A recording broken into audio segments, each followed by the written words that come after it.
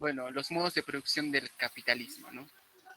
El modo de producción capitalista es uno de los modos de producción que Marx definió como estados de la evolución histórica. Como sabemos, son cinco, que ya se expusieron anteriormente cuatro tipos de los modos de producción. El sistema capitalista va a aparecer hasta el siglo XIII en Europa sustituyendo al feudalismo. Pero, ¿qué es el capitalismo? Siguiente, por favor. Concepto.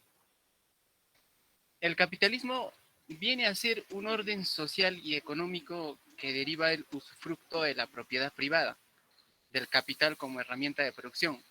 Asimismo, también el modo de producción capitalista va a ser el régimen económico en el cual la titularidad de los medios de producción privada, entendiéndose por estos como la construcción sobre un régimen de bienes de capital industrializado, está basado en la propiedad privada.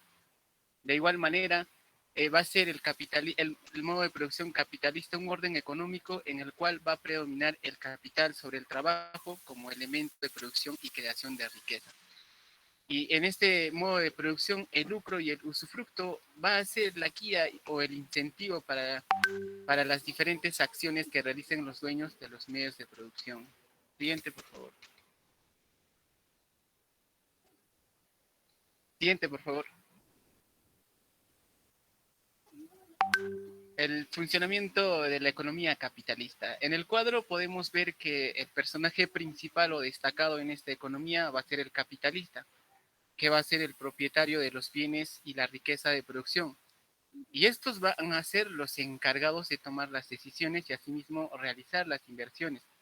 Mientras que los precios van a ser determinados en el mercado. El libre mercado es lo que viene con el capitalismo, el modo de producción capitalista. Y este precio va a ser determinado a través de la demanda y la oferta. Bien, le doy paso a mi compañero, eso sería por mi parte, gracias.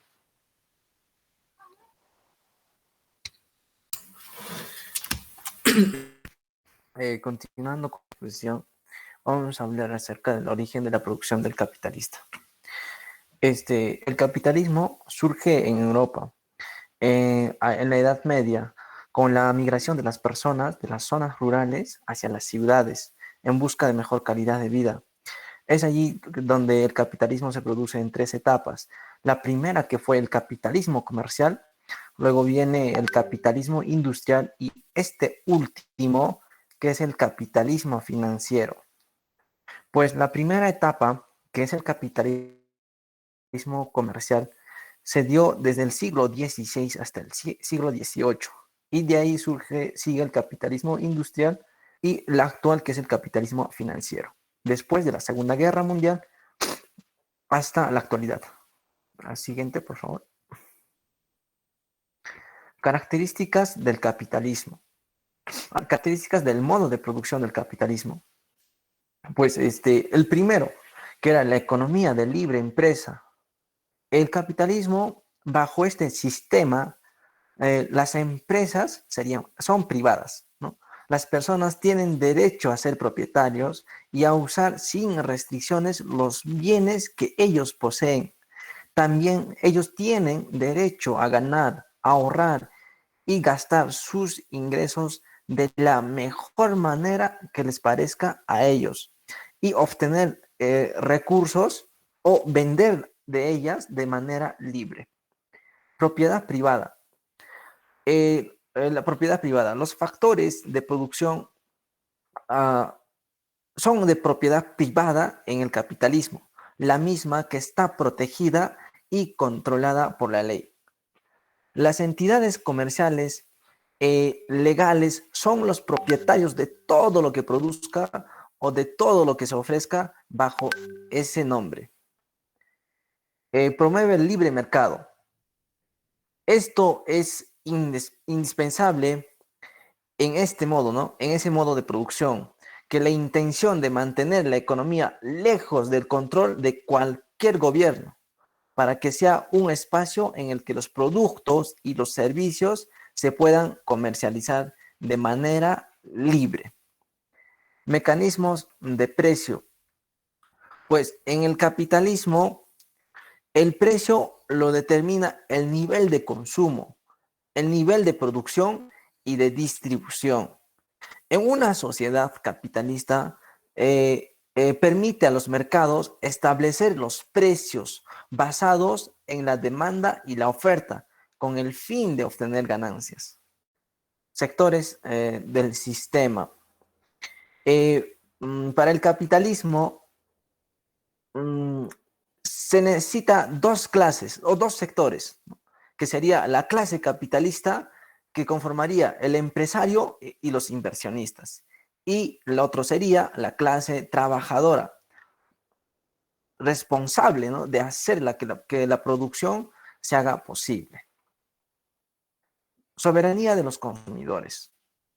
Bajo este modo de producción, los consumidores tienen libertad de elegir qué comprar, ¿no? Y los fabricantes tienen la libertad de tomar decisiones de qué producir, qué es lo que la población demanda, ¿no? De acuerdo a eso, de acuerdo al torno del consumo, de la producción, decide el empresario qué producir o qué artículo producir.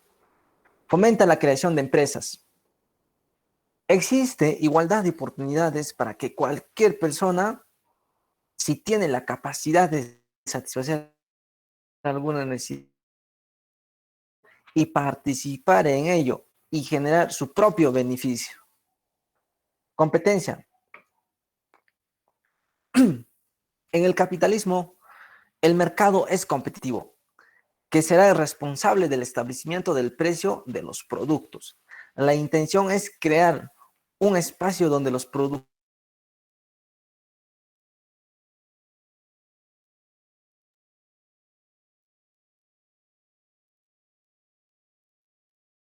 economía de libre empresa.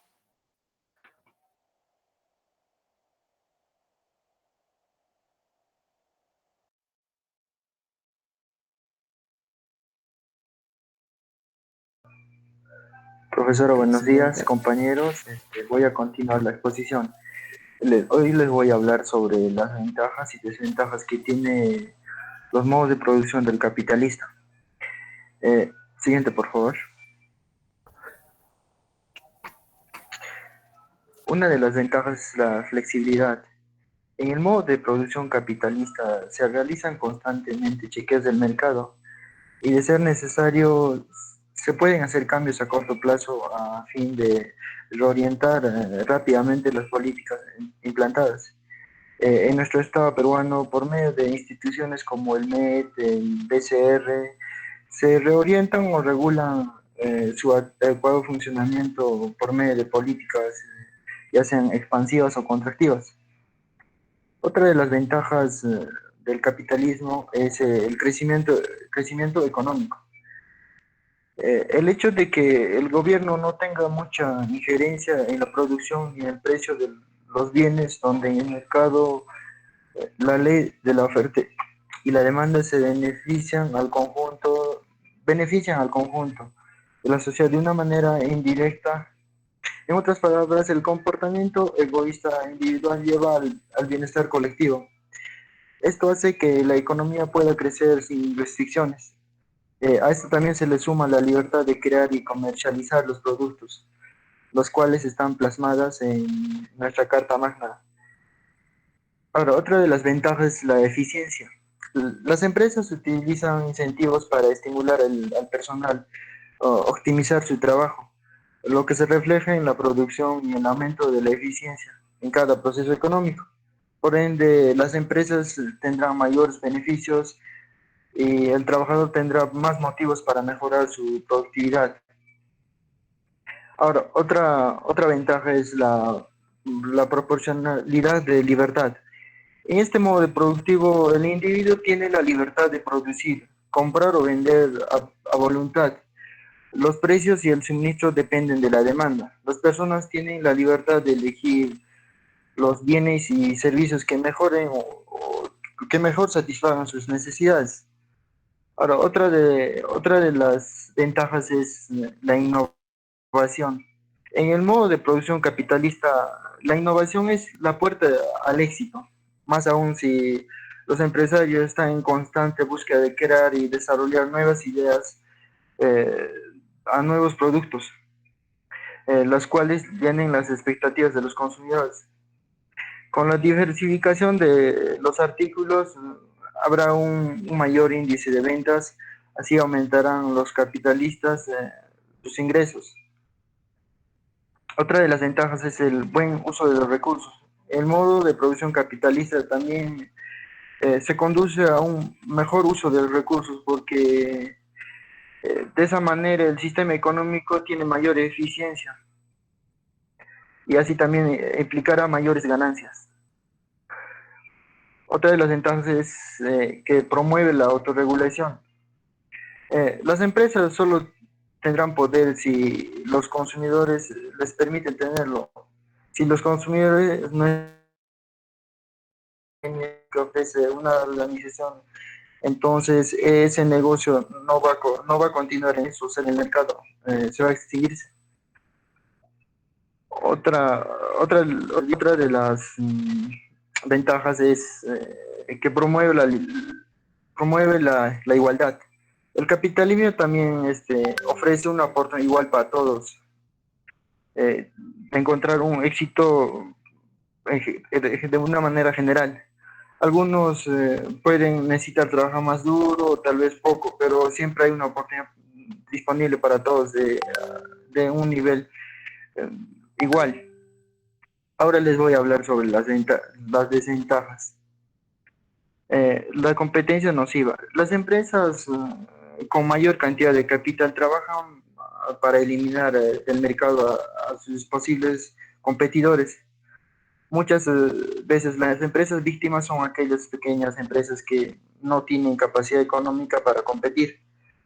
Asimismo, esto sucede en el ámbito del trabajador.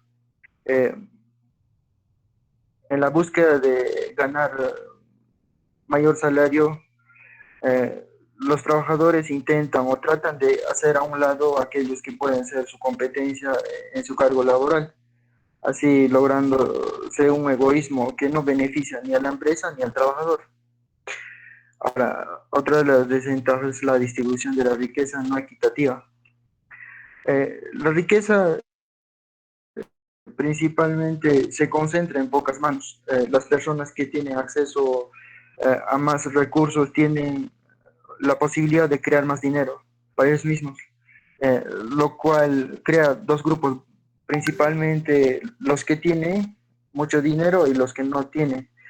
Y según datos estadísticos, solo el 1% de la población mundial son los más ricos y, y se hizo más evidente más en la pandemia. Otra de las desventajas son las personas con discapacidad quedan relegadas.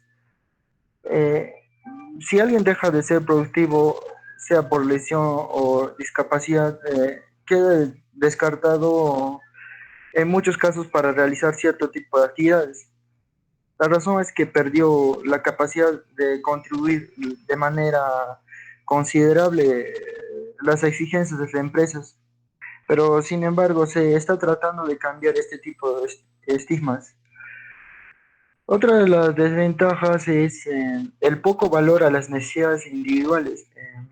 Esto se debe a que un gasto importante de una empresa es la mano de obra, ya sea en alimentación, viáticos, incentivos y muchos beneficios que le restan las ganancias a los empresarios. Por ello, el modo de producción capitalista hace énfasis en borrar o eliminar los puestos de trabajo, en lugar de crear más necesidad de estos, y buscan reemplazar con maquinarias.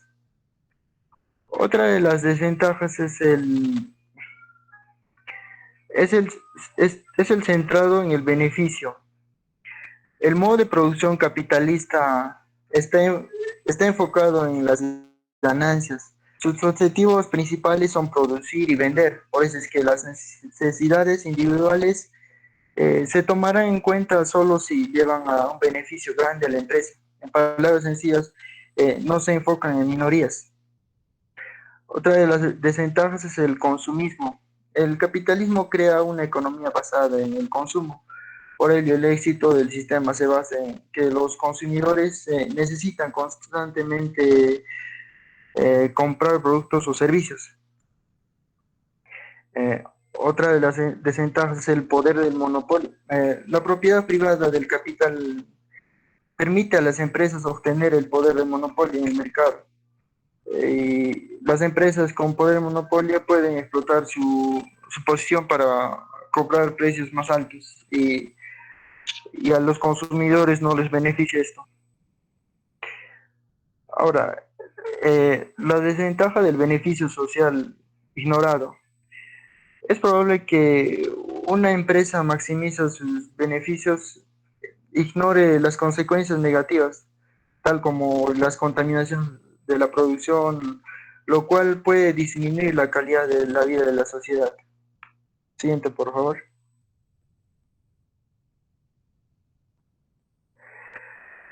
Modos de producción capitalista en el mundo. Los modos de producción capitalista en el mundo, no hay no, regresa, por favor. Los modos de producción capitalista en el mundo actual. Los modos de producción capitalista en la actualidad se encuentran en constante movimiento, principalmente por medio de la globalización, que es su herramienta. Más aún en estas circunstancias pandémicas en las que vivimos, los modos de producción capitalista buscan innovar, buscan la manera de sobresalir. Los modos de producción capitalista permiten desarrollar nuevas formas de afrontar las necesidades. Históricamente, el capitalismo no surgió con el hombre. Esta forma de concebir o abordar las relaciones políticas, ya sean sociales, económicas, son resultado de la evolución propia de la humanidad frente a la necesidad inminente de supervivencia. Los modos de producción actual están principalmente derivados de usufructo o de la propiedad privada sobre el capital, como herramienta de producción que se encuentre mayormente constituido por relaciones empresariales vinculadas a las actividades de inversión y obtención de beneficios, así como de relaciones laborales, tanto autónomos como asalariados, subordinadas libres con fines mercantiles. Paso a mi compañero. Bueno, en esta parte hablaremos sobre los modos de producción capitalista en el Perú. La función del país en el mundo capitalista globalizado se traduce en un modelo económico basado en las exportaciones de sus recursos minerales. Este modelo fue introducido en la década de 1990 durante el régimen de Alberto Fujimori. En esta parte, tomando de referencia el libro de Jaime de Altaus, La Revolución Capitalista en el Perú, este libro detalla con mayor exactitud la incorporación de nuestro país al mundo capitalista, especialmente a la producción capitalista. Y cuenta anécdotas de expresidentes, anécdotas de ex ministro de Economía, sobre cómo se desarrolló la producción capitalista en el Perú. Y este libro muestra con datos estadísticos los avances que tuvo el sistema capitalista en el Perú. Estos avances se dieron principalmente se dieron en la profundidad de los bancos, o sea, en la implementación del sistema bancario y su posterior crecimiento. Se dieron en la electrificación masiva. Luego, estas estadísticas muestran que el Perú durante el periodo de los 80 vino creciendo paulatinamente, pero en el 90, con la creación de una constitución política de corte liberal, que, que más llamado como una constitución social de mercado, se incrementó más estos crecimientos. Entonces, una pequeña, una pequeña reflexión que hace este libro es que critica, a partir de los 70 para abajo, critica el gobierno de Juan Velasco Alvarado, diciendo que fue un retroceso, fue un retroceso en la actividad económica del Perú. ¿Y por qué? Porque el libro dice que se perdieron 30 años de crecimiento económico. Porque si bien sabemos que este gobierno fue un gobierno de corte militar autoritario, autoritario, él concluye que no se respetaron las inversiones, no se promovió las inversiones privadas, no se promovió, no se promovió la reducción de la pobreza, entre otros aspectos. Entonces, este libro detalla exactamente esta parte de los modos de producción del capitalista en el Perú. Algo paradójico es lo que está pasando ahorita. Si bien es cierto que tenemos, que ya tuvimos estas pasadas contiendas electorales, y nos vino a la mente,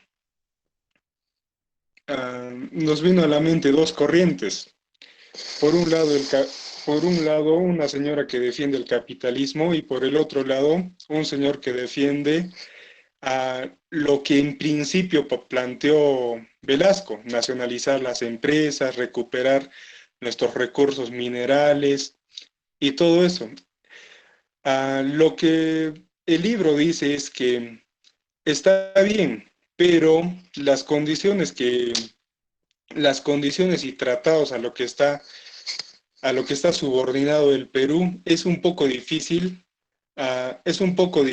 romper con estas, porque a medida del tiempo el crecimiento fue sostenido, y lo dicen las estadísticas del Banco Central de Reserva, y de otras entidades gubernamentales. Siguiente, por favor.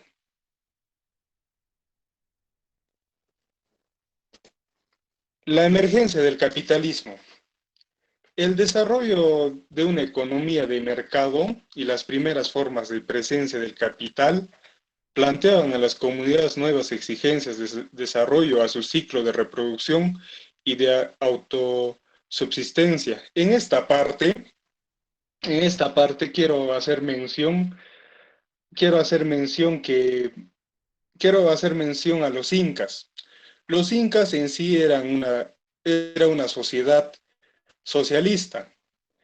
Esto se explica porque existían tierras del sol y tierras del culto. Y también existían tierras que el Inca asignaba si el hijo era varón o un topo, y si la hija era una mujer, medio topo. Entonces, en esta parte, en esa sociedad de los incas, la producción se recogía a una sola bolsa, y era el inca el quien distribuía. Pasando los años y, y por la necesidad de que cada sociedad no es autosuficiente, empezaron a comerciar, y a este comercio se le llamaba el trueque. El trueque de una manera rústica, en la que se entregaba productos en función al producto que estás recibiendo. Entonces, y posterior a ello venía la acumulación, que es propio del capitalismo. Entonces, en esa parte quería aclarar eso. En esta parte de la emergencia del capitalismo, también ah, habla acerca de las exportaciones agromineras que generaban en los enclaves capitalistas a nuevas condiciones de existencia para las comunidades. En el gobierno de Velasco Alvarado, las grandes industrias agroexportadoras, ah, especialmente de la costa, se nacionalizaron. La inversión privada en las agroindustrias feneció, desapareció. Ya con la implementación del régimen, con la implementación ah, del sistema capitalista de de Valentín Paniagua, de Valentín Paniagua y posterior de Alberto Fujimori, se vinieron recuperando las agroindustrias, ah, las grandes minerías en las sierras. Siguiente, por favor. En esta parte, en esta parte siempre fue cuestionado el campo y la ciudad, lo urbano y lo urbano, lo urbano. Entonces, en esta parte, según algunos autores,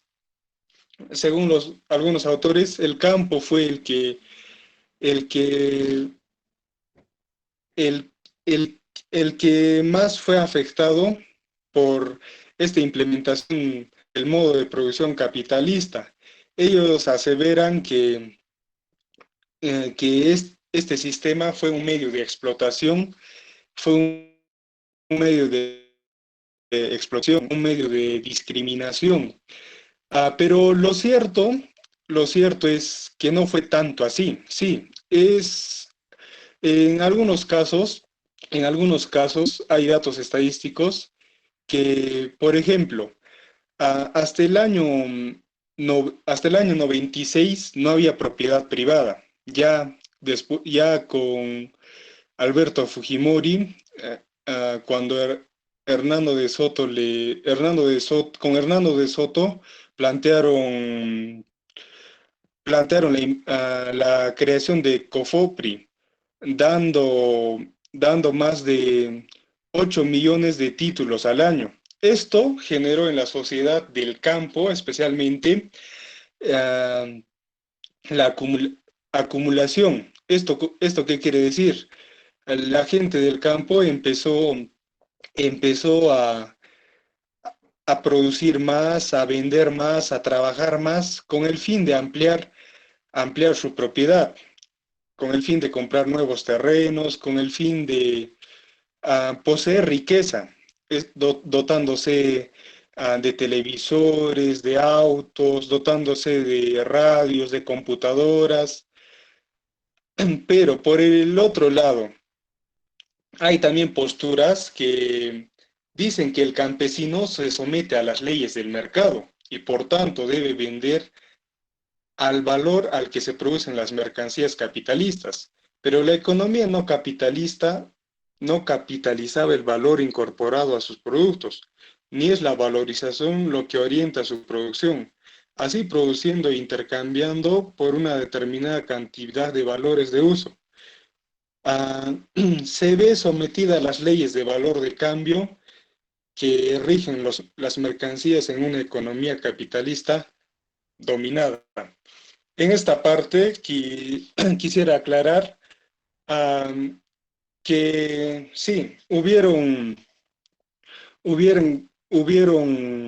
como en todo sistema, hay perdedores y ganadores, pero lo más importante creo que es creo que es las ventajas que deje un sistema. Y es claro que este sistema de producción capitalista deja más ventajas que desventajas en el país. Siguiente, por favor.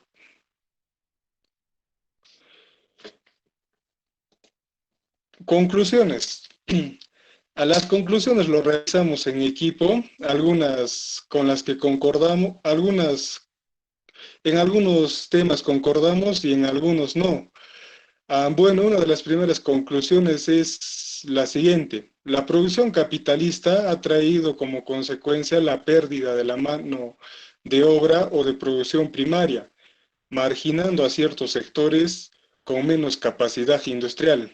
Esta parte es un poco cuestionable. La segunda, que forman grandes monopolios mundiales, controlando ciertas áreas de mercado, que en este punto pasa a ser contradictorio el principio de libertad de comercio. Que ciertas áreas que debieran ser garantías sociales se privatizan, dejando al margen de derechos, como el acceso a la salud, a ciudadanos de menor poder adquisitivo. Y por último, para terminar, tomando de referencia a Marx, que es el quien más criticó este sistema, él dice lo siguiente: señaló como una de las mayores contradicciones del capitalismo a la creciente miseria del proletariado. Sin embargo, los argumentos que esmigrió han sido refutados por la experiencia. Y con esto doy conclusión a esta exposición. Muchas gracias por la atención. Bien, chicos, primero que nada felicitar al grupo. Las ideas han estado claras, han sabido trabajar de forma secuencial. Y muy bien, Abraham, con el tema de poner ejemplos, dada la historia que hemos vivido en el Perú, por ejemplo, el tema de los incas y la postura que han tenido como equipo, ¿no? Si bien es cierto, al igual que los diferentes modos de producción, pausa. Por lo pronto se va preparando el siguiente grupo mientras voy dando las últimas indicaciones. El tema del capitalismo va a ir evolucionando y si bien es cierto, Marx nos presenta un criterio que hay que conocer cuál es, también nos va a demostrar la experiencia, como lo dicen en sus conclusiones, cómo esto va a ir evolucionando y no solamente nos hemos quedado con un capitalismo puro, vamos a ver que a lo largo de las sociedades y de la historia nuestra, estas se van a ir modificando. Seguro que han escuchado los partidos,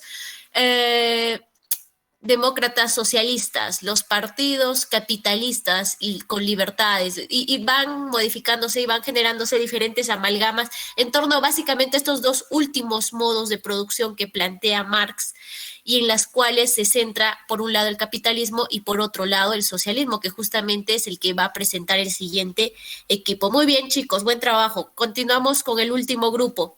Tienen 2 minutos, organícense y en cuanto quieran pueden iniciar la presentación.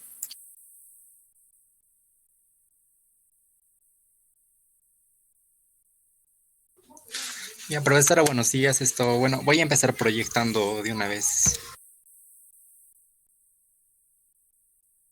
Perfecto, Alan, pueden iniciar.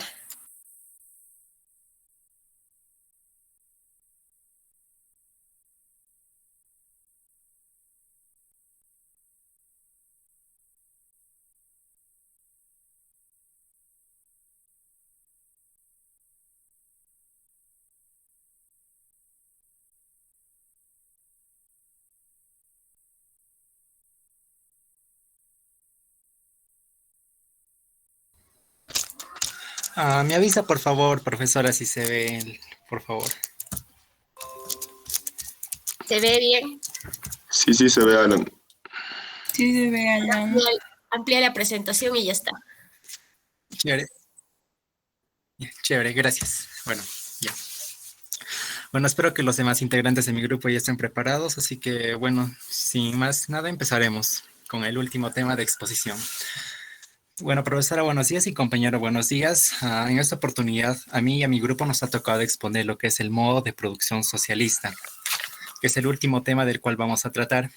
Y bueno, ya a medida de parte introductoria, acompañaremos a, no sé si logran apreciar al lapicito, como el señor lápiz, al cual lo denominé, para poder acompañarle en esta aventura de conocer un poco más del socialismo y de su modo de producción, así como conocer cuál fue su legado desde su creación hasta la actualidad, sus buenas costumbres que está dejando y pues claro, sus desgracias. Ahora continuaremos, estaré dando paso a mi compañera para que empiece con el primer punto. Ya. Modo de producción socialista. Siguiente, por favor. El modo de producción socialista es un sistema de producción en el que los medios de producción se basan en la propiedad social y no privada. Marx decía que los medios de producción en una sociedad capitalista estaban en manos de una clase dominante que explota al proletariado. En cambio, el modo de producción socialista indica que se debe dotar los medios de producción a los trabajadores para generar sociedades más justas y enfocadas en un beneficio social y colectivo. La teoría de Marx define el modo de producción socialista como el más desarrollado de todos. Siguiente. Su producción se orienta por completo al valor de uso y no al valor de cambio. Esto quiere decir que se dedican a satisfacer directamente las necesidades que generar beneficios o ganancias. Marx también decía que los medios de producción no pertenecen a los capitalistas, que son los empresarios, más bien pertenecen a los mismos trabajadores, que son los que realmente poseen la fuerza de trabajo capaz de hacer que tales medios produzcan bienes y servicios. El socialismo ha surgido como resultado de cambio revolucionario del régimen capitalista por el socialista. Siguiente. Ya. Ahora vamos a hablar sobre las características del modo de producción socialista. Una de ellas viene a ser la propiedad colectiva, donde el grupo es el dueño. Otro viene a ser el sistema igualitario. El siguiente viene a ser la supresión de la competencia, donde no hay competencia en el mercado, donde el Estado es el único empresario. También viene a ser que es una economía planificada, donde las actividades de la economía sobre qué, cómo y para quién producir son resueltos directamente por el Estado. También realizan la fijación de precios, control económico total y absoluto. Hay también igualdad económica, social y política. Y también hay trabajo y salario en función de las necesidades. Siguiente. Siguiente, por favor. Ya, gracias. Ya. Marx considera el modo de producción socialista como la herramienta para reemplazar al sistema capitalista. Porque él dice que el sistema capitalista que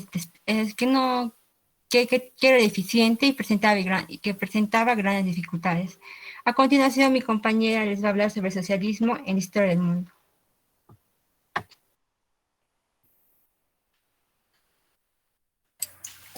Ya, vamos a continuar con el socialismo en la historia del mundo. Para esto primero nos vamos a ubicar en el contexto. Anterior, Alan, por favor, ya. A mediados del siglo XVIII, en Inglaterra se gestaba lo que se va a llamar la primera revolución industrial. Este fenómeno va a producir cambios significativos en la economía, en las ideologías y en el modo de vida de las personas. La revolución industrial va a dar lugar al nacimiento de dos clases sociales que van a estar muy diferenciadas. Entre ellos vamos a tener a la burguesía, quienes van a ser los propietarios de los medios de producción, y también a la clase proletaria, quienes lo único que van a tener disponible es su mano de obra. Siguiente, por favor.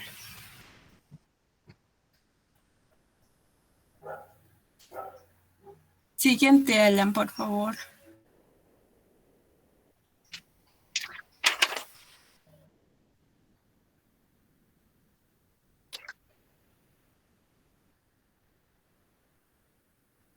Alan, siguiente.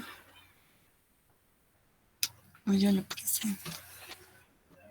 Seguro el internet se le ha colgado, hay que esperar un segundo. Sí. No hay problema, no pasa nada, le esperamos un poco que pueda volver a conectarse. Ya.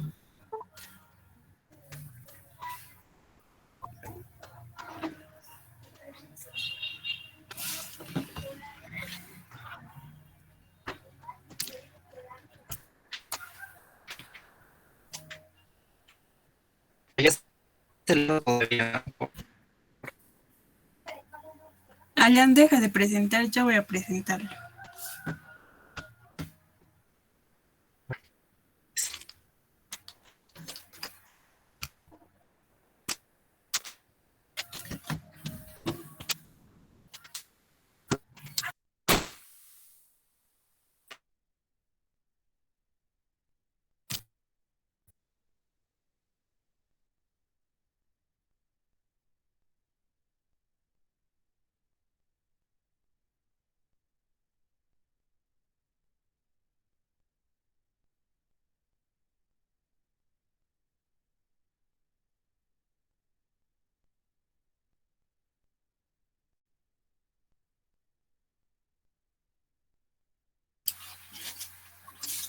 Alan.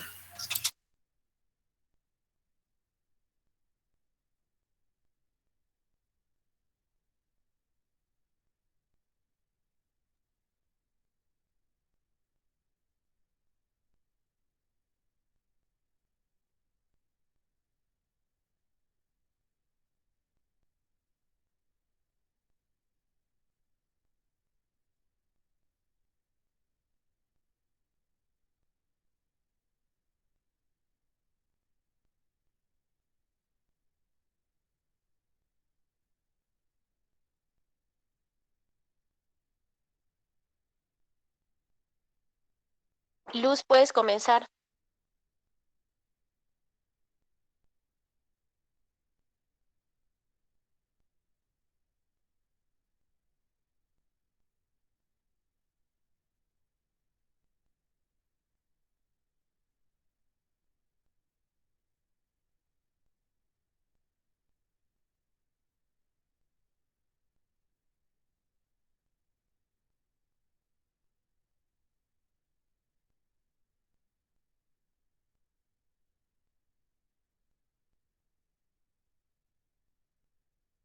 Un micro.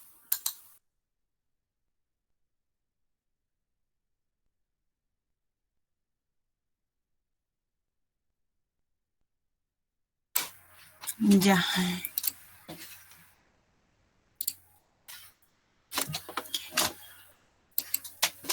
Otra vez.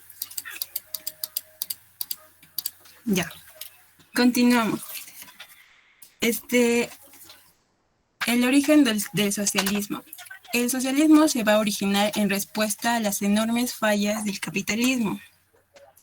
La instauración de este sistema solo favorecía a los propietarios de los medios de producción, que en este caso vienen a ser los burgueses, mientras que el proletariado vivía en pobreza, además de que estaba sometido a explotación laboral con largas jornadas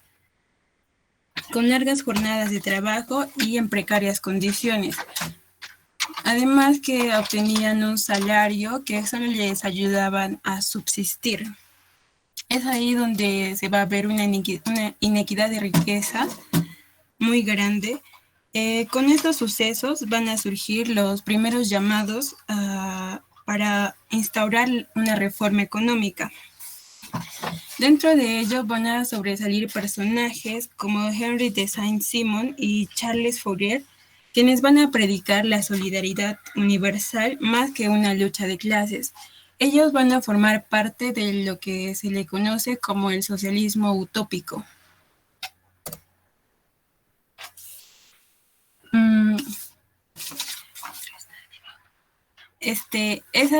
Esas ideologías pronto van a inspirar en Karl Marx un pensamiento en el que la ideología comunista se va a dar mediante el concepto de la lucha de clases.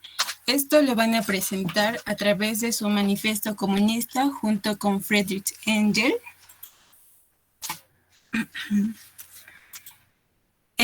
A medida que el manifiesto comunista se iba publicando en otros idiomas, esta ideología del socialismo también se va a expandir a nivel de Europa. Es así como surge la Primera Internacional o la Asociación Internacional de los Trabajadores. La Primera Internacional va a ser disuelta por problemas ideológicos, ya que en ella no se ponían de acuerdo los que seguían a Marx y los anarquistas. Después va a surgir la Segunda Internacional. En la Segunda Internacional se llega al acuerdo del 1 de mayo como el Día del Trabajador y también el 8 de marzo como el Día de la Trabajadora Mujer. No sé si soy la única, no puedo ver tu presentación. ¿No se puede ver? No estás presentando. Vuelve a compartir tu pantalla, a ver. Ahí ya.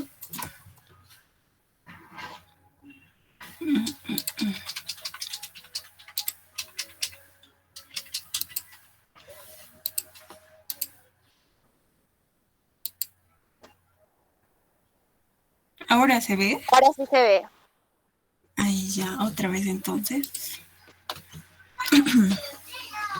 Ya, otra vez, vamos a retomarlo rápido. Ya, el origen del socialismo. Profesora, ¿desde dónde no se vio? Desde... Casi todo no se ha visto, pero no pasa nada. Tú ponle en resumen, como estás diciendo, y llega nuevamente donde te has quedado. Ya. Bien, el socialismo va a surgir en respuesta a las enormes fallas del capitalismo, ya que la clase burguesa, la que era la que poseía los medios de producción, va a explotar al proletariado con largas jornadas laborales, con precarias condiciones de trabajo y además con un sueldo mínimo que solo les ayudaba a subsistir. Esto va a provocar una inequidad de riqueza muy grande. Aquí es donde surge el socialismo utópico, representado por Henry de Saint-Simon y Charles Fourier, quienes más que predicar una lucha de clases, van a predicar la solidaridad universal. Ellos apelaban a los capitalistas para que les ayuden a tomar algunas decisiones que favorezcan a la clase del proletariado. Más tarde, Karl Marx y Friedrich Engels, influenciados por estas ideologías, en el Manifiesto Comunista, van a desarrollar un nuevo concepto de comunismo.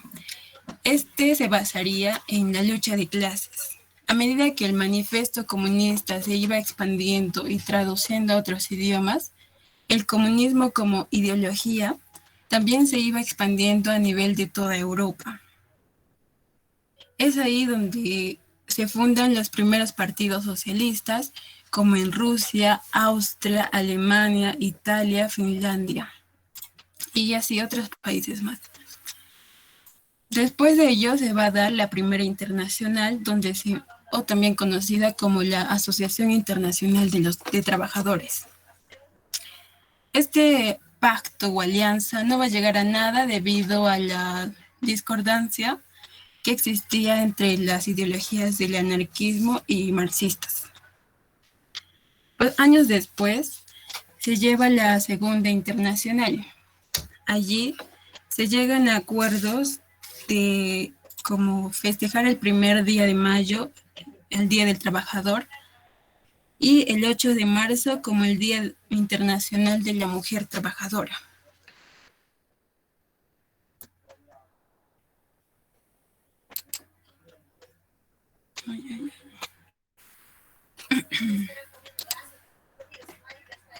La Revolución Rusa y el socialismo. Rusia pasaba por momentos precarios hasta que se dio la Revolución Rusa, en donde Lenin y bolchevique van a tomar el control y van a formar la URSS. La URSS viene a ser el primer estado comunista que va a tener buen crecimiento económico, incluso va a ser considerado como una de las primeras potencias durante ese tiempo. Rusia va a aplicar medidas de corte socialista y pasa a ser potencia mundial. Después de ello, en la Segunda Guerra Mundial van a obtener la victoria. ¿Por qué es importante el hecho de la Segunda Guerra Mundial? Después de esto, muchos países en Europa, en África, en Asia, van a instaurar gobiernos socialistas. Tiempo después, el gobierno socialista se va a traducir en una tiranía, ya que Lenin, al tener todos los poderes bajo su mando, no va a permitir que otras ideologías surjan. Parte de la influencia de la Segunda Guerra Mundial es China, en la que se va a instaurar el socialismo, pero se le va a denominar como maoísmo. Esta se va a centrar en el campesinado. La Guerra Fría.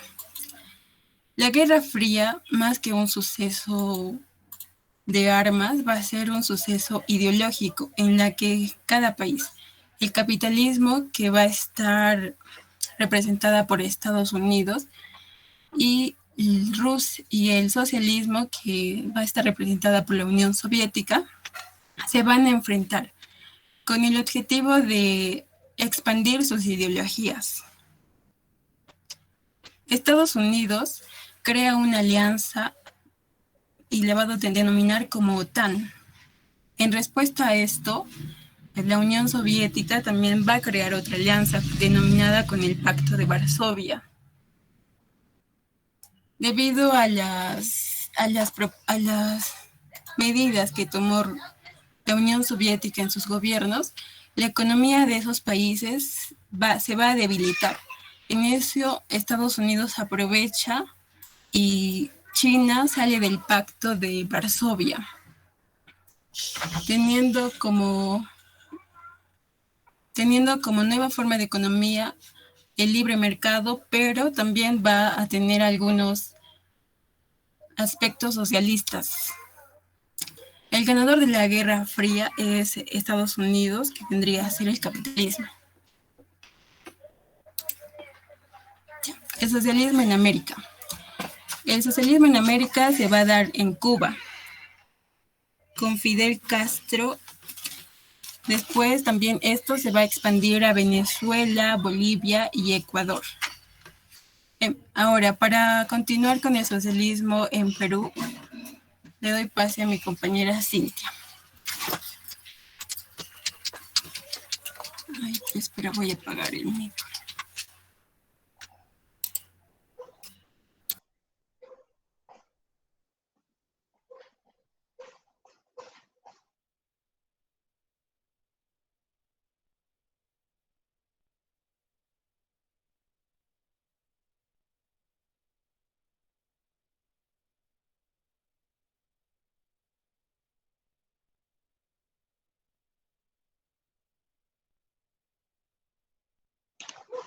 Ya, continuando con la exposición, hablaremos de la historia del socialismo en el Perú.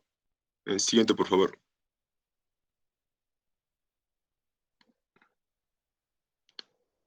Siguiente, Erika, por favor. Tiene como uno de sus principales personajes a José Carlos Merátegui, que en el año 1928, siguiente,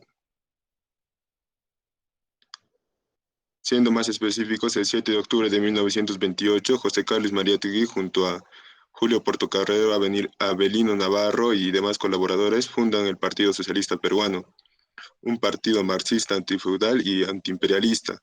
Esto debido a que, como hemos visto durante las exposiciones, el modo de producción consecuente al anterior busca tener y dar a la sociedad una mejora en cuanto a la desigualdad productiva, que en este caso el capitalismo había generado durante años pasados.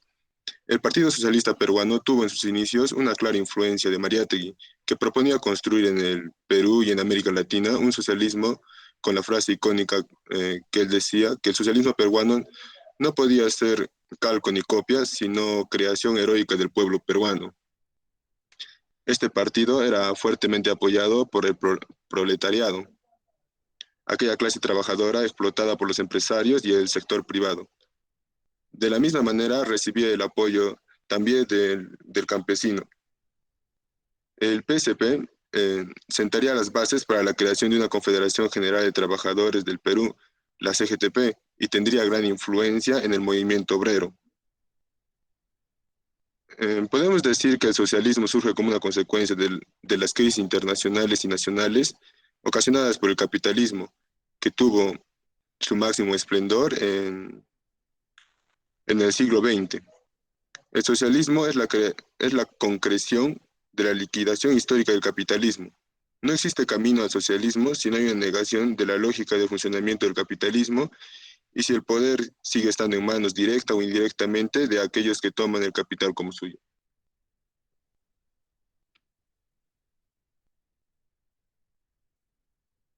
Siguiente.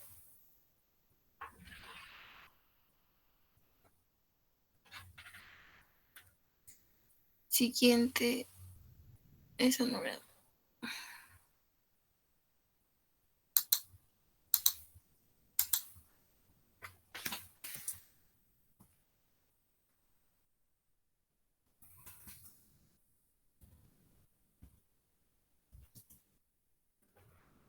¿Me escucha? Ya. Em,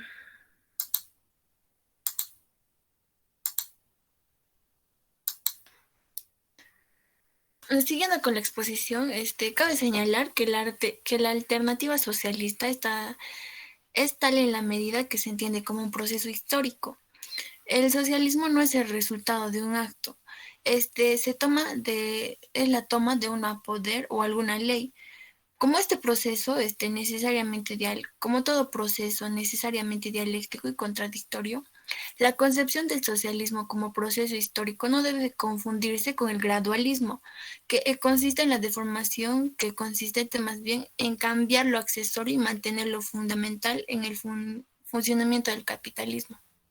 Por ejemplo, el predominio de la lógica de mercado como mecanismo de fijación de montos y tipos de producción y determinación de los precios. Ya. Una vía al socialismo en el Perú. El pueblo peruano ha pasado en estos últimos años por sucesivas contradictorias y experiencias, lo cual contribuye a configurar una compleja situación política, como por ejemplo el gobierno nacionalista y reformista de Velasco, como ya habían mencionado en la anterior exposición. También el gobierno de Morales Bermúdez, que ambos gobiernos han sido militares, son vistos por un gran sector de la población como militares, ¿no? Y a partir de esa simplificación con fundamento solo parcial, como único proceso político. Las manifestaciones y consecuencias de la profunda crisis económica que ha conducido al país en niveles de inflación, el 90% anual, y una recesión nunca experimentadas que golpean desde 1976. Siguiente. Elementos para un programa hacia el socialismo.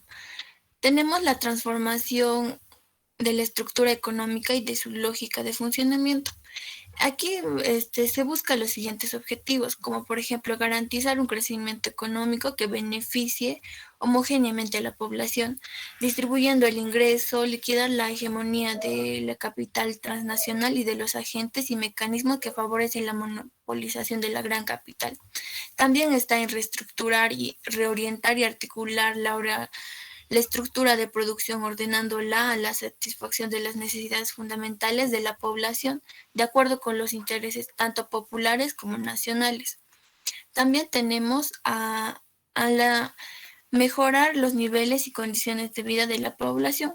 Aquí se busca prácticamente satisfacer las necesidades esenciales, ofrecer condiciones dignas de vida. Esto supone asegurar el acceso igualitario y gratuito a la educación escolar, eliminar el analfabetismo, también establecer un sistema integral de salud que tiende a socializar los servicios de salud de toda la población. Tenemos también a hacer realidad un régimen democrático. Bueno, aquí consiste en que el gobierno es elegido por el pueblo, ¿no? También la participación de la población en las decisiones a nivel tanto local, regional y nacional. También tenemos la reforma de la estructura del Estado, de manera que las funciones del Estado, tanto legislativa, ejecutiva, planificadora y jurisdiccional, respondan a la voluntad del pueblo y estas puedan ser fiscalizadas por el pueblo también. Y por último tenemos a la política internacional, que busca una adopción política internacional antiimperialista y no alineada. Busca mantener y aplicar las relaciones diplomáticas, económicas y culturales con todos los países del mundo, sobre la base del respeto mutuo y la cooperación. Siguiente.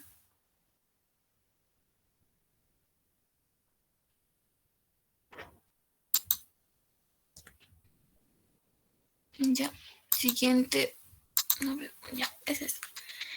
El socialismo en la actualidad. Mucho se ha mencionado y hablado de este tema debido a esta coyuntura que tenemos. Ha habido desde puntos de vista diferentes, ¿no? Fuera del país se dice que los partidos son opuestos, son opuestos y que el socialismo no hace bien a nuestro país. Los comentarios. También hay muchas críticas hacia este sistema, como por ejemplo la falta de incentivos en el trabajo al estar hablando de estos sistemas igualitarios. También hay una pérdida de libertad económica, puesto que hablamos de sistemas en los que no existen la libertad para la iniciativa privada. Para otro lado, también una crítica que mi compañero más adelante va a decir, la concentración del poder en manos del Estado. Siguiente. Como podemos ver en esta imagen, así como en muchos sitios hemos visto este tipo de imágenes que ponen en un cierto modo no llevan este contexto o esta coyuntura a un nivel serio, se podría decir. No lo toman en serio. Hacen memes o se mofan, pero la realidad es que tenemos que ser más realistas con el tema y tratar de buscar o investigar que si nos va a hacer bien o nos va a hacer mal. Muchos dicen que hablan, ¿no?, de se podría decir candidato, ya no candidato, Castillo, que pone nervioso al mercado, a la inversión privada, a los inversionistas en Perú, que si bien durante mucho tiempo el Perú ha sido políticamente turbulento, pero los inversionistas ya saben este flujo, pero ahora tenemos la referencia de la bolsa limeña que ha bajado un 2.33%. Los inversionistas se pueden estar alarmando por esto, pero ¿ustedes qué opinan? ¿Por qué es bueno o es malo el socialismo? ¿Por qué se da estas cosas? A continuación, mi compañero Alan.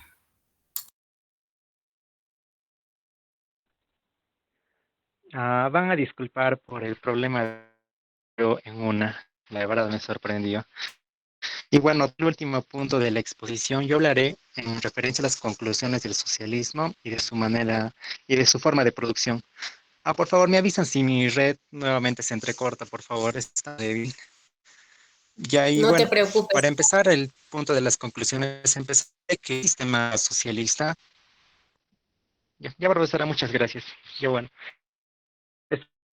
el Estado mayormente se encarga de las actividades productivas, pero eso tiene un fin, no trata mayormente de lucrar con los bienes, con el sistema capitalista, únicamente se busca lo que es la actividad monetaria, sacar el lucro en otra parte. Y bueno, siguiente diapositiva, por favor.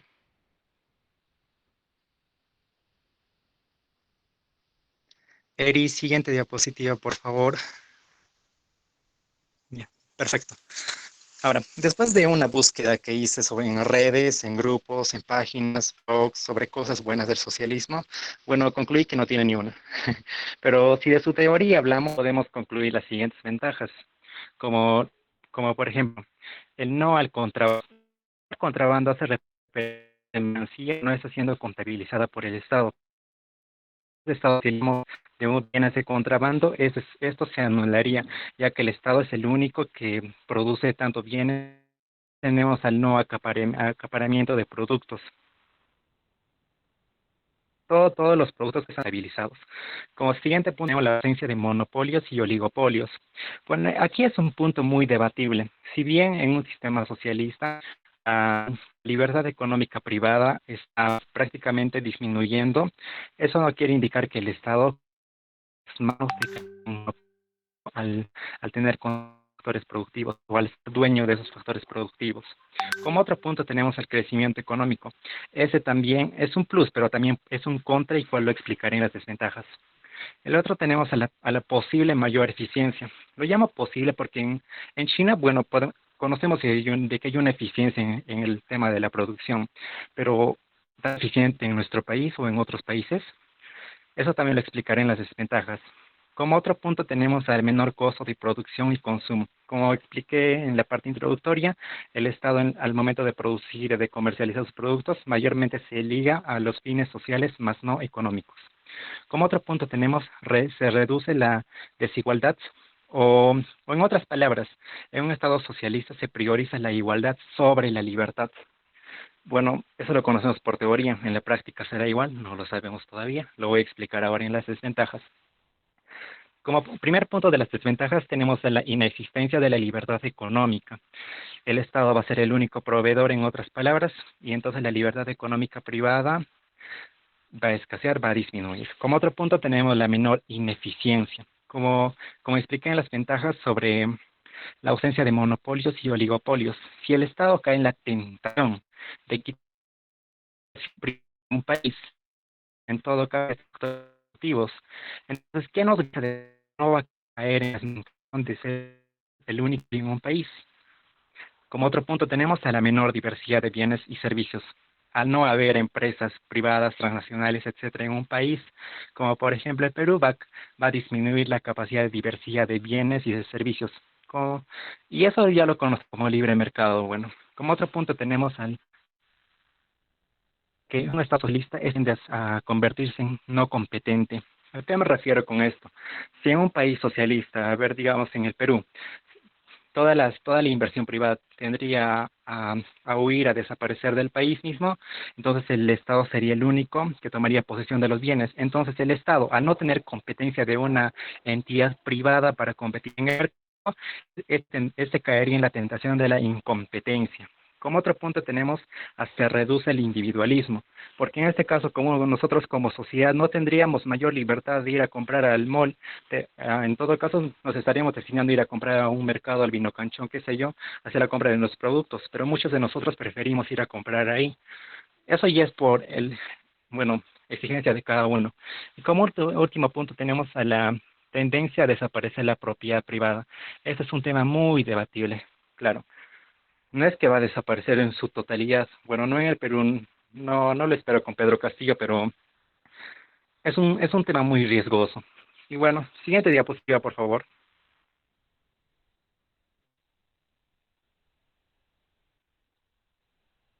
Erika, por favor.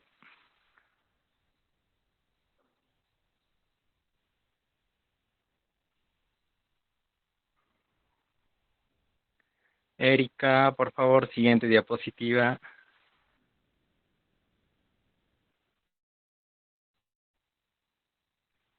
Bien, ahora vamos a tratar los frutos y los...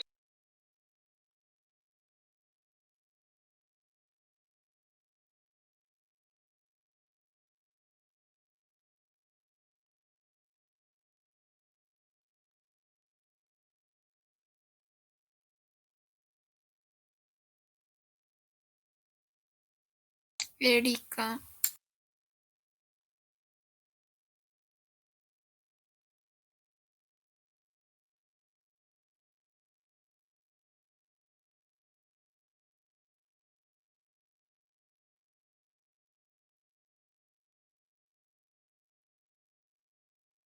A ver, chicos, creo que está habiendo un problema con la conexión de red. Su compañero Alan tampoco está. Vamos a darles un segundo. Erika, si quieres, puedo proyectarlo yo, ya que les falta poquito, ya lo concluyes tú, no sé, como quieras.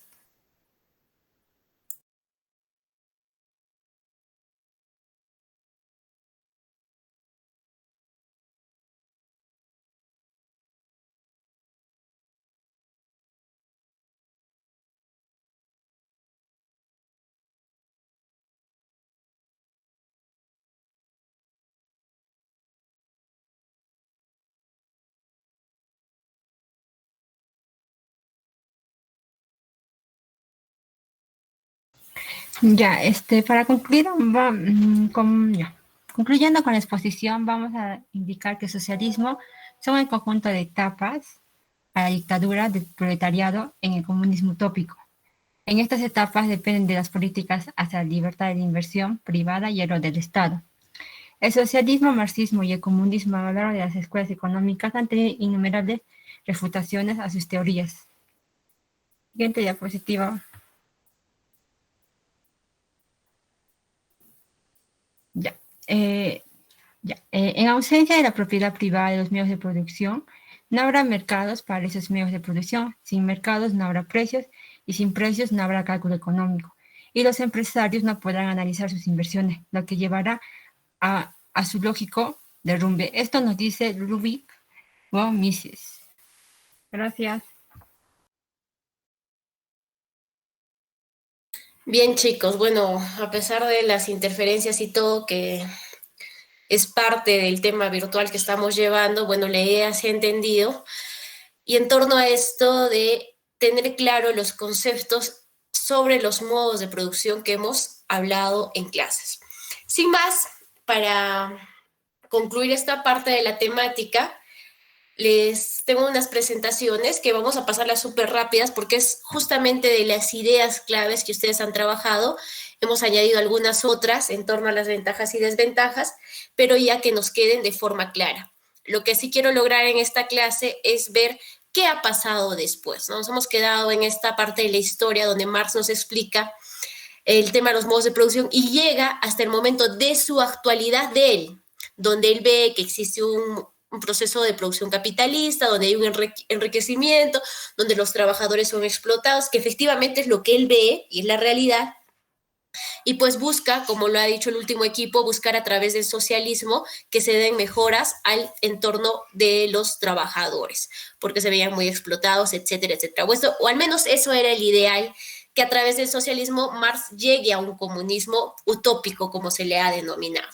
Pero sin embargo, ¿qué pasó después de que Marx vio esto, ¿no? ¿Qué sucedió? Dejó mucho de su legajo filosófico, los mercados empezaron a transformar, el capitalismo no desapareció como preveó en su momento Marx. Él dijo, bueno, al igual que los demás modos de producción, va a llegar a su fin, va a pasar unos años, y sobre este nuevo modo de producción va a reaparecer otro modo de producción. Sin embargo, esto no ha sido así. Hasta el día de hoy, 2021, todavía prevalece este modo de producción. Pero ¿qué ha sucedido? Es el mismo modo de producción que hemos identificado en esta parte de la historia, se ha ido modificando, que ha ido cambiando. Entonces hay un pequeño video que quiero que lo analicen, pero como les digo, vamos a pasar súper rápido el tema de la presentación de clases el día de hoy.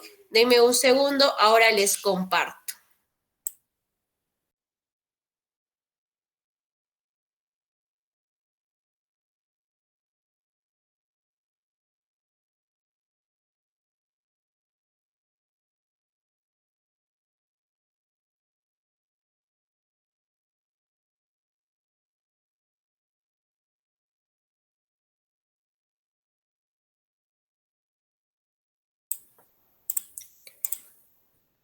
Bien, chicos.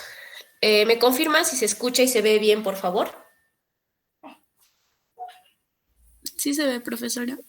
Excelente. Bueno, como les comentaba, ya hemos deducido, hemos investigado cada equipo un modo de producción de la historia. Sabemos que la actividad económica se ha empezado a organizar porque tenía la necesidad de generar bienes y servicios, distribuirlas, consumirlas. Y hemos en diferentes etapas de la historia, en diferentes culturas, en diferentes continentes, en diferentes organizaciones y formas de percibir la realidad humana. Y existen modos de producción en la sociedad, evidentemente, porque las personas, y lo que tenemos que también diferenciar y asumir como parte y como economistas es la conducta humana. Una de las conductas humanas básicas es que el individuo no es un ser individual, sino es un ser gregario, siempre busca estar en sociedad, porque las relaciones con las otras personas que va a establecer va a generar una satisfacción o complementar una necesidad que tiene. Entonces, como parte de esto, Karl Marx propone modos de producción, pero no los determina por qué se produce o por cuánto se produce, sino cómo se lleva la producción, y eso es lo que genera desde su punto los modos de producción. Entonces sabemos que la sociedad se ha ingeniado a través de los años diferentes, ustedes lo han presentado, ha habido revoluciones, ha habido descontentos, ha habido aceptación, ha habido crecimiento, ha habido crisis, etcétera, etcétera, y a lo largo de esto también han girado los modos de producción. Nos vamos a quedar con lo último, ¿no? Que finalmente, ¿qué es un modo de producción? Va a ser la forma en que las personas nos organizamos, ¿para qué?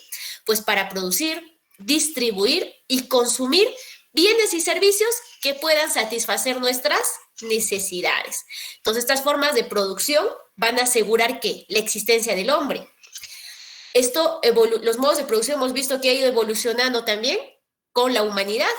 Es un elemento básico que va a permitir explicar y comprender la naturaleza de la sociedad, cómo nosotros nos distribuimos.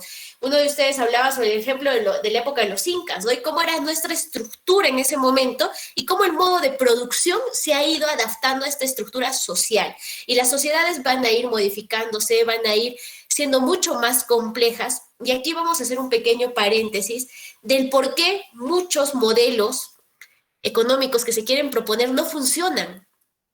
Porque la sociedad donde se quiere implantar probablemente no está acorde para estas costumbres, para este tipo de modelo. Entonces, por ejemplo, la sociedad peruana o la sociedad cusqueña, para ir mucho más cerca a lo que vemos, cómo somos nosotros, cuál es nuestra cultura. Si bien es cierto, tenemos muchos valores, somos personas ciertamente amables, somos personas que estamos más arraigadas a nuestro hogar, eso da aspectos positivos, porque de alguna manera, cuando las personas llegan a la tercera edad, no genera que haya, pues, abandono. El porcentaje de abandono a personas de tercera edad en nuestra sociedad es mucho menor. Entonces es porque hemos crecido en un núcleo familiar que todavía conservamos. Aspectos negativos de este núcleo familiar que probablemente conforme vamos aumentando la edad es muy difícil deslindarnos de nuestro círculo familiar. Continuamos ahí, no nos ayuda a crecer, y etcétera, etcétera. Cada sociedad tiene su forma. Entonces, en Cusco probablemente seamos de esta manera, pero sin embargo, por ejemplo, ¿qué pasa en sociedades nórdicas? En las sociedades nórdicas, probablemente terminando el colegio, se desligan completamente sus papás. No significa que no los quieran, simplemente es parte de su cultura desligarse y empezar a abrir su propio rumbo. Son un poquito más, como los conocemos, fríos, ¿no? Para nosotros que tenemos una cultura diferente. Ellos son más radicales, no son tan arraigados a los cambios. En cambio, a nosotros sí nos cuestan los cambios, ¿no? Somos más arraigados a nuestras tradiciones, a lo que tenemos un calendario, por ejemplo, en el año. No estamos acostumbrados a vivir el Corpus Christi, las fiestas de Cusco, tenemos nuestras propias singularidades. Entonces, estas diferencias de las sociedades van a también explicar los modos de producción que puedan o no funcionar en una u otra sociedad, o el modo de por qué han fracasado algunos modos de producción. Vamos a continuar.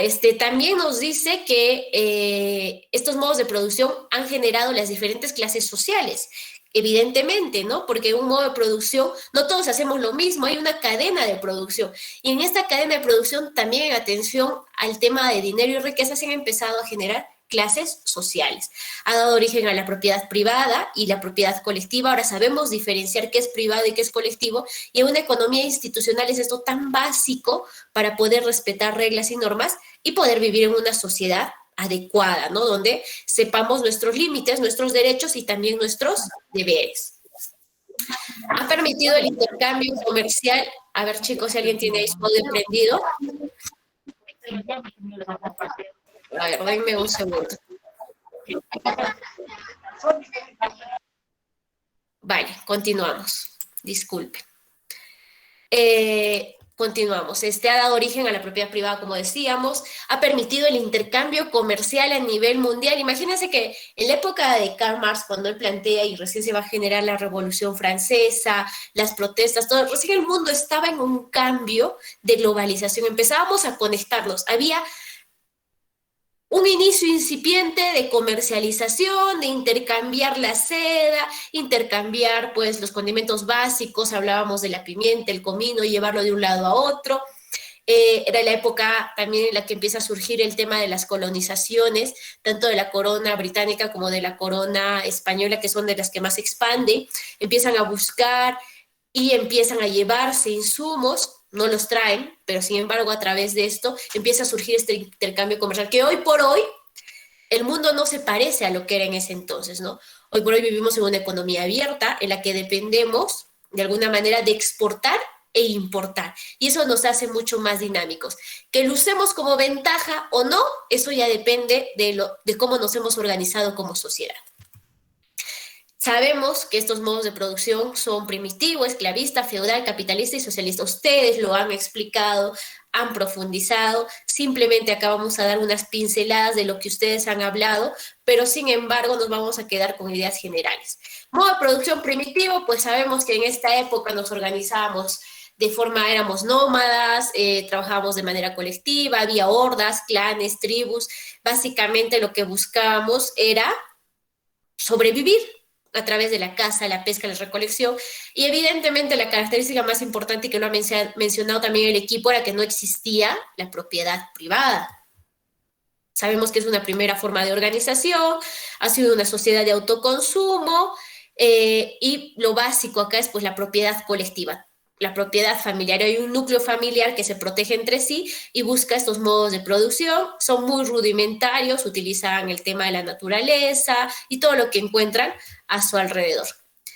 Aquí el concepto que han presentado el equipo, desde la concepción de Marx, cómo presenta la producción primitiva, la entiende como una forma baja o básica de fuerzas de producción que tiene que ver con la tierra, las herramientas rudimentarias y ciertas características, pues los seres humanos se organizaban en grupos, está basado en la cooperación simple, no hay mucha complejidad acá, y la producción estaba directamente definida pues a satisfacer necesidades colectivas. Nos quedamos con esas ideas centrales, pero sin embargo, por favor, descarguen los trabajos de sus compañeros donde está la información mucho más precisa y también espero que hayan estado atentos a las exposiciones porque yo ya no estoy desarrollando eso, simplemente estoy desarrollando ideas generales porque esto ya ha quedado claro con el trabajo de ustedes. Lo mismo para el tema del esclavismo. Sabemos que ha sucedido una época de la historia que ha sido muy importante porque ha cambiado la historia como tal y como la veíamos. Tiene ciertas características porque se empiezan a desarrollar fuerzas productivas y estas van abocadas a la época preindustrial. El capital es escaso, aunque sabemos que no existían pues incentivos para almacenar fortunas, ¿no? La tierra y el trabajo son básicamente las fuerzas de producción fundamentales en el esclavismo. Hay el sometimiento de los pueblos, la explotación del hombre por el hombre, que lo ha dicho el grupo, la división de las clases, y de cierta manera en este hito, o en esta parte de la historia, con este modo de producción, vamos a establecer el modo de la propiedad privada. Se da el tema de los esclavos, ya sea por guerras, por deudas o por la fuerza, e incluso vemos un tema de sometimiento por el color de la piel. ¿Qué nos pasaría en esta época como seres humanos, ¿no? Es increíble pensar cómo en un momento de la historia nosotros, que somos también parte de la humanidad, hayamos podido ser de esta manera, ¿no? Es un poco complicado cuando la psicología quiere explicar qué nos sucede. Sin embargo, continuamos, sabemos que hay propiedad privada, aparecen las clases sociales, la explotación del hombre por el hombre, aumenta de cierta manera la producción, de mala manera sí, pero hay que reconocer que aumenta la producción, hay un comercio, aparecen los mercaderes, los comerciantes, claro, como se tiene que traficar o llevar a los esclavos de un lado a otro, como lo han explicado, esto ayuda a que se genere el tema del comercio como tal, se desarrolla la moneda, y esto ayuda pues a que los productos se intercambien. Pero hay algo importante en esta época y es el surgimiento de la agricultura y las sociedades de clase en el esclavismo. Y acá vamos a recaer un poquito, que es un tema que no hemos hablado, pero que vamos a caer en coyuntura. Entre 10.000 y 7.000 años atrás, los seres humanos asistieron al cambio técnico más grande de la humanidad y de nuestra historia, que tendría pues implicaciones notorias en el desarrollo posterior de la especie. ¿Y cuál es? La agricultura. Y aunque no nos parezca, la agricultura ha cambiado mucho de la concepción económica nuestra, porque en un conjunto de la domesticación de animales, la agricultura va a posibilitar que los seres humanos pasen a economías nómades o sedentarias. Claro, como ya tenemos la agricultura, ya no nos estamos moviendo de lugar en lugar. Recordemos que al inicio de nuestra historia nosotros cazábamos, nos alimentábamos, buscábamos un techo donde vivir estas 2 o 3 noches y seguíamos andando, ¿no? En clanes, en círculos familiares, etcétera. Pero sin embargo, cuando se da la agricultura, esto nos permite buscar un lugar, asentarnos en un espacio, porque sabemos que la agricultura pues, nos va a garantizar un medio de subsistencia, que es una necesidad básica como la de alimentarnos. Y en torno a esto se empiezan a generar las economías, se empiezan a generar los intercambios, y aquí yo me voy a quedar en un espacio, empezaré a desarrollar más actividades, no solamente voy a girar en torno a la agricultura. Entonces la agricultura hace un cambio fundamental a la humanidad. Con el desarrollo de la producción agrícola se consolida la historia de la producción de excedentes. ¿Qué implica esto? Pues que como yo produzco de más, yo ya satisfací mis necesidades, pero hay una producción de más. ¿Qué hago con esta producción? Esto lo voy a llamar un excedente. Esto va a colocar a la vez a la historia de la humanidad en que los grupos de seres humanos puedan apropiarse de forma permanente de este excedente generado por otros seres humanos. a la interna de las comunidades primitivas no se podía pensar en relaciones de explotación porque la economía preagrícola era una economía pues escasa, ¿no? En cambio, la producción no lograba alcanzar en muchos casos los mínimos necesarios para subsistir y las propias condiciones materiales de existencia de comunidades primitivas hacían imposible sostener un sistema de explotación del hombre por el hombre. Entonces, esta es una de las explicaciones, profesora, por qué antiguamente no existía pues también explotar o el esclavismo en la época, porque no había algo que me genere que yo pueda explotar a la otra persona. Pero cuando ya hay excedente y yo quiero apropiarme de ese excedente, es que yo trato de imponerme sobre el otro ser humano. Entonces, con la aparición de la agricultura, un grupo de hombres reclama para sí, mediante el uso de la violencia, el usufructo, este excedente, ¿no? Y son obligados, y gran parte de estos hombres van a ser obligados a trabajar, no para sí mismos, sino para satisfacer necesidades de otros, y normalmente de un sector dominante. Entonces surge de esta manera las primeras formas de propiedad privada, como las que hemos visto el esclavismo, e incluso donde vamos a llegar al feudalismo. Entonces las primeras sociedades que corresponden a un tipo de producción esclavista confrontan clases fundamentales, ¿no? Aquellos que producían la riqueza social y aquellos que dominaban y que dirigían el proceso de producción apropiándose del excedente. Entonces estos primeros, si bien eran numéricamente más los que producían la riqueza, los que trabajaban, se encontraban en una relación de subordinación respecto a los segundos. Se da así la primera forma de división social del trabajo entre el trabajo manual y el trabajo intelectual. Entonces la clase dominante se encarga de planificar la forma de producir. Y miren qué curioso esta forma de dividir ciertamente las clases desde una división de trabajo social e intelectual, y que sin ir muy lejos, seguro que ya como anécdota, algunos o a muchos, si no son a todos, siempre nuestros papás, apoderados, tíos o quienes estén a cargo, hermanos mayores, nos han dicho, no, y estudia, ¿de qué vas a vivir? ¿Vas a ganar más? ¿Vas a valer más? ¿O solo vas a vivir de tu trabajo? Y cuando no queremos estudiar, yo recuerdo cuando estábamos en colegio, bueno, como no quieres estudiar, entonces te dedicarás pues a trabajar. O es lo típico que suele pasar. Y estas frases que escuchamos alrededor nuestro no están muy desconectadas a este tipo de modo de producción, porque la historia nos ha demostrado que quien desarrolle más de cierta manera el trabajo intelectual va a estar en una jerarquía más que aquella persona que solo ha desarrollado el trabajo manual. Ahora, el trabajo manual no es desmeritorio, al contrario, el trabajo manual es quien te mueve todos los engranajes, pero qué bueno sería que venga acompañado de un trabajo intelectual, que esa es la idea del mundo actual, cambiar estos precedentes. Ahora, para garantizar la explotación de estos esclavos, la clase dominante, ¿qué hace? Pues organiza varios elementos. Los esclavos eran más. Ellos, si querían, podían levantarse e ir contra el pequeño grupo que los tenía sometidos, pero sin embargo ellos seguían sometidos porque el Estado de alguna manera concentraba este poder y podía generar este esclavismo. Y esto sucedía ¿en qué épocas? Por ejemplo, en Grecia, en Roma, durante los periodos donde se empezaba a trabajar con el metal y se empezaban a realizar grandes obras de infraestructura, ¿no? Como las que prevalecen hasta la fecha. Sin embargo, las relaciones de producción propias del esclavismo van a comenzar a frenar el desarrollo de las fuerzas de producción.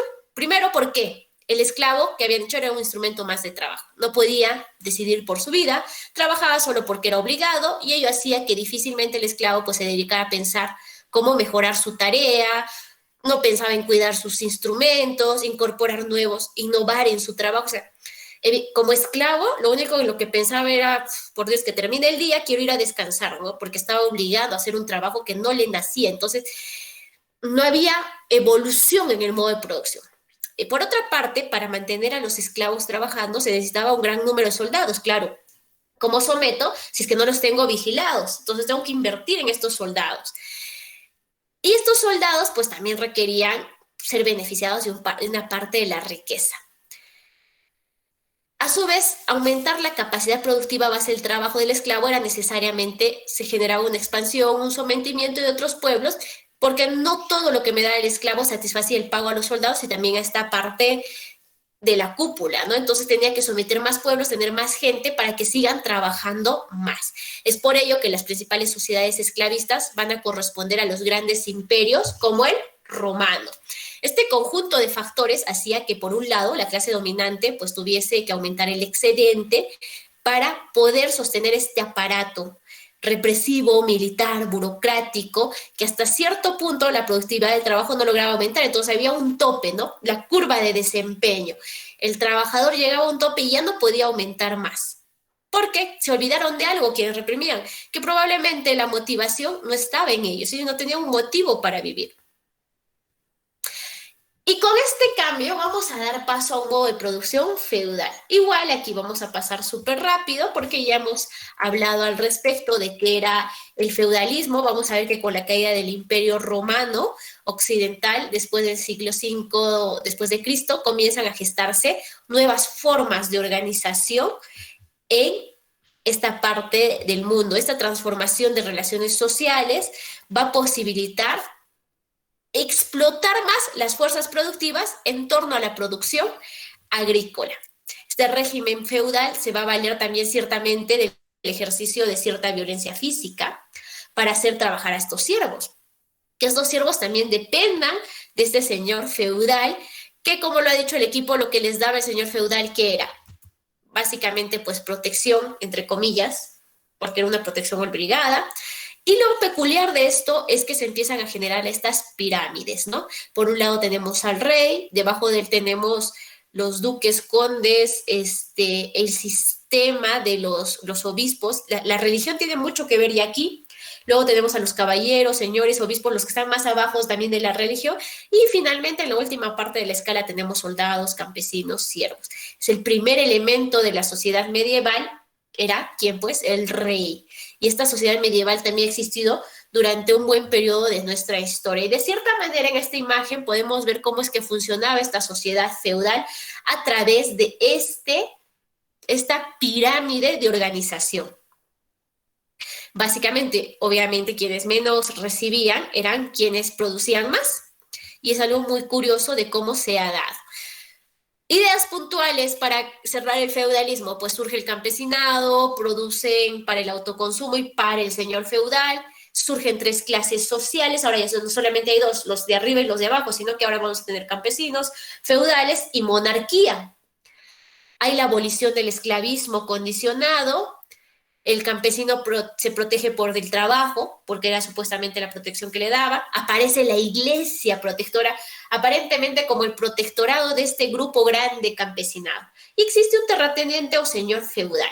Y la iglesia, independientemente de la religión y si seamos católicos o no, lo vamos a hablar técnicamente en economía política, pues la iglesia y la religión es parte de la política o la economía política, porque se ha generado, independientemente de sus creencias o no, ha podido manejar grupos de personas y mover ciertos intereses en torno, miren, a uno de los modos de producción.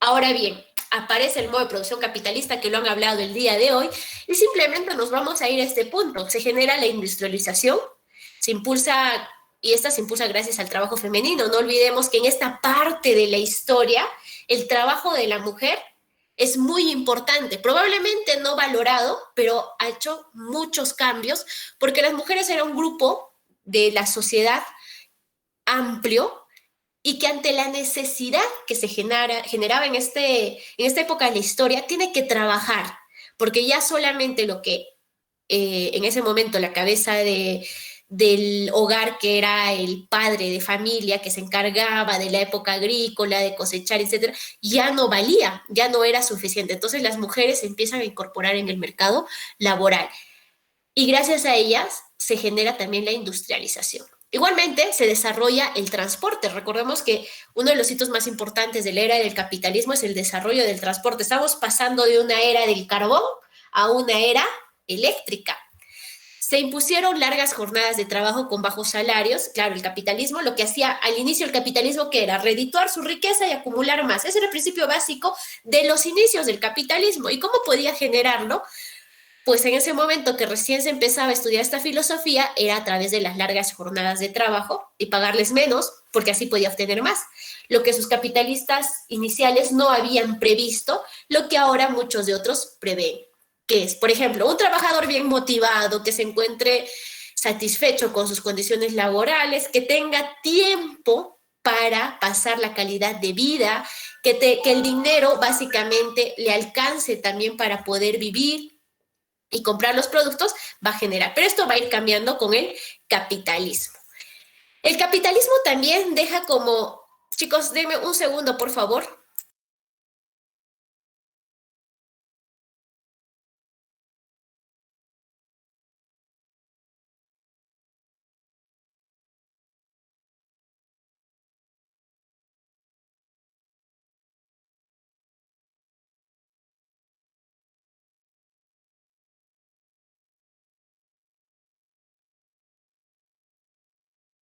Que surgía en él, y como lo han explicado, ¿no? Se surgen nuevas clases sociales, surge el trabajo asalariado, ahora se le paga, recordemos que en la época feudal no había un salario como tal, se incrementa la pugna entre trabajadores e empresarios, aparecen los sindicatos, entonces se generan grandes travesías de estas clases capitalistas que de cierta manera han hecho un cambio en la sociedad. Y como parte de esto, como Marx es quien plantea los modos de producción, habla de una producción también socialista. Y como ustedes lo han dicho, el último grupo lo plantea Marx y Engels, tratan de buscar lo que había interpretado Marx en su momento sobre el capitalismo como una solución, no llegar a un utópico comunista, pero a través del socialismo. Recordemos que el socialismo es una etapa que él propone para poder llegar al comunismo. Entonces, ¿qué propone? Una sociedad justa, el bien común, tenía estos ideales, ¿no? La fuerza moral, el desarrollo planificado, que la riqueza sea más justa, denuncia las desigualdades sociales, y los medios de producción son de propiedad social, no existen clases sociales, no existe propiedad privada, y es aquí donde probablemente van a aparecer muchas discrepancias y críticas después de que Marx propone este socialismo. Y bueno, esto ya les dejo como información adicional sobre las ventajas y desventajas que propone ello. Como veíamos, el comunismo es un sistema socioeconómico al cual Karl Marx quiere llegar a través de el socialismo. Bien, chicos, este es el video que les voy a dejar como tarea para que lo vean, pero sin embargo, la clase que viene lo vamos a analizar porque nos va a dar muchas más luces respecto a los nuevos métodos de producción. Entonces, a lo largo de la historia sabemos que han sucedido diferentes formas de organizarnos, diferentes modos de producción. Hemos destacado el feudalismo, el capitalismo, el socialismo, etcétera, etcétera. Pero ¿cómo surge el capitalismo y cómo funciona esta sociedad de manera organizada? Y es lo que vamos a ver, perdón chicos, y es lo que vamos a ver la siguiente clase. Bien chicos, eso es todo. Ahora les paso el link por favor del video.